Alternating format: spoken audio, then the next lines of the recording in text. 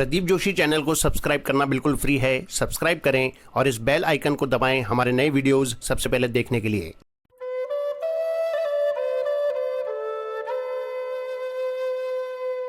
स्वामी रामसुखदास जी महाराज को शत शत नमन। आज का विषय है नाम वंदना। महाराज जी के शब्दों में, बंदऊ नाम राम रघुबर को, हेतु कृसानु भानु हिम कर को। नाम की वंदना करते हुए श्री गोस्वामी जी महाराज कहते हैं कि मैं रघुवंश में श्रेष्ठ श्री रघुनाथ जी के उस राम नाम की वंदना करता हूं जो कृसानु अर्थात अग्नि, भानु अर्थात सूर्य और हिमकर अर्थात चंद्रमा का हेतु अर्थात बीज है। बीज में क्या होता है? बीज में सब गुण होते हैं। वृक्ष के फल में जो रस होता है वह सब रस बीज में ही होता है।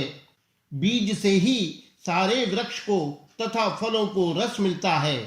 अग्निवंश में परशुराम जी, सूर्यवंश में राम जी और चंद्रवंश में बलराम जी, इस प्रकार तीनों वंशों में ही भगवान ने अवतार लिए। ये तीनों अवतार राम नाम वाले हैं, पर श्री रघुनाथ जी महाराज का जो राम नाम है वह इन सब का कारण है।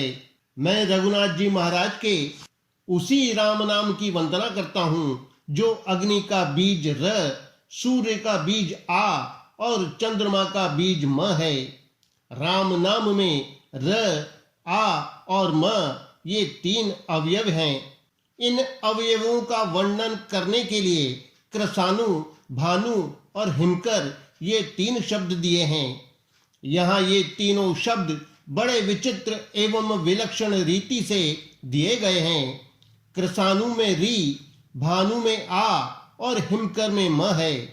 कृसानु शब्द में से री को निकाल दें तो क्षानु बचेगा जिसका कोई अर्थ नहीं होगा।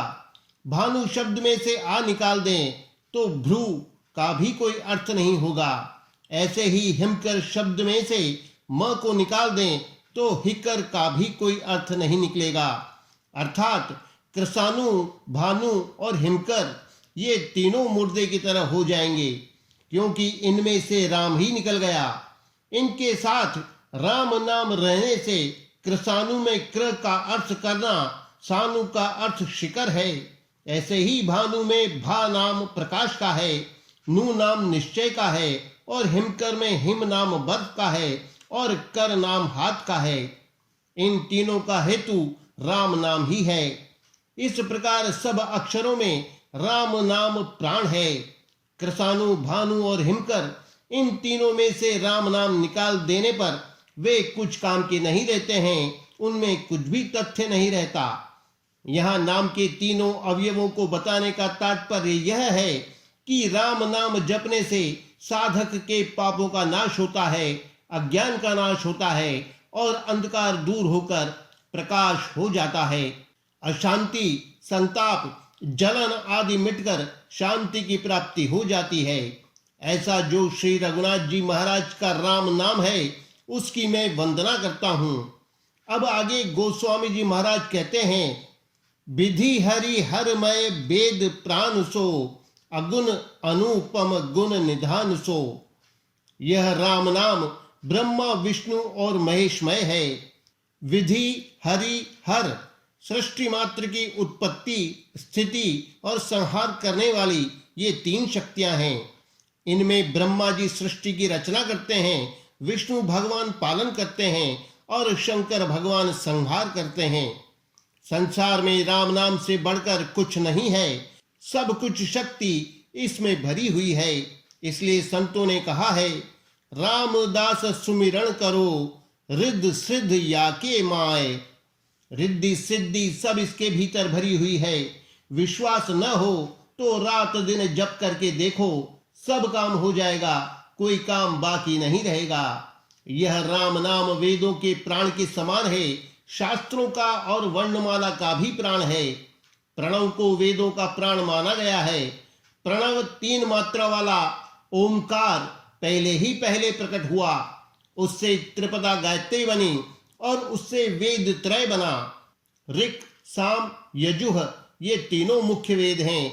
इन तीनों का प्राकट्य गायत्री से, गायत्री का प्राकट्य 3 मात्रा वाले ओंकार से, और ओंकार प्रणव सबसे पहले हुआ।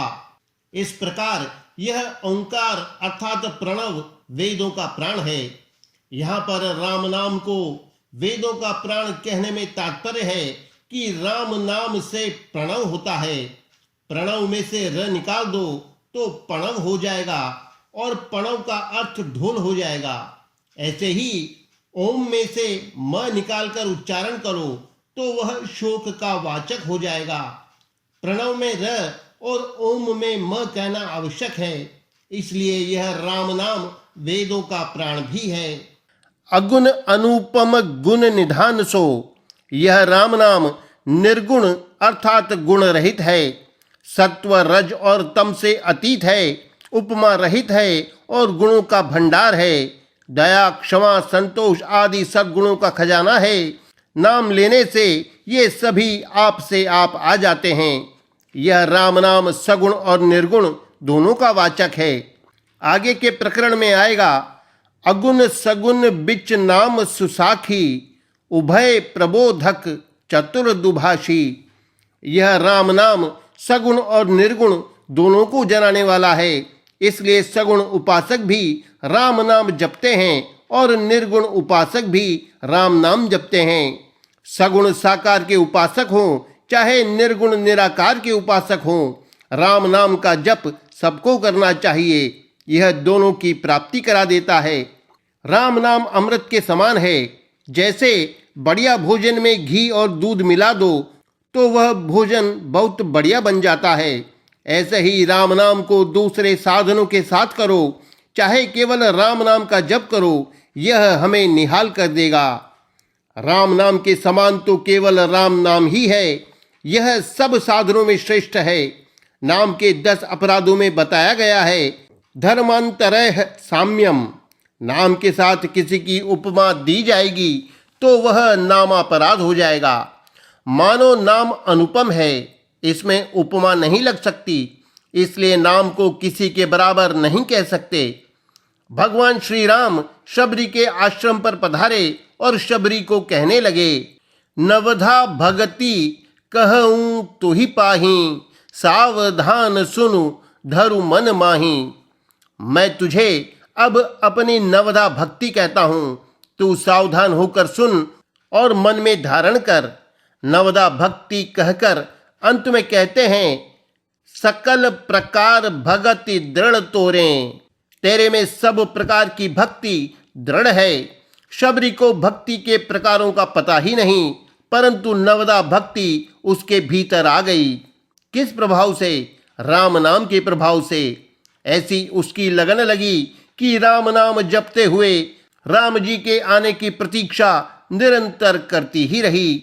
इस कारण ऋषि मुनियों को छोड़कर शबरी के आश्रम पर भगवान खुद पधारते हैं।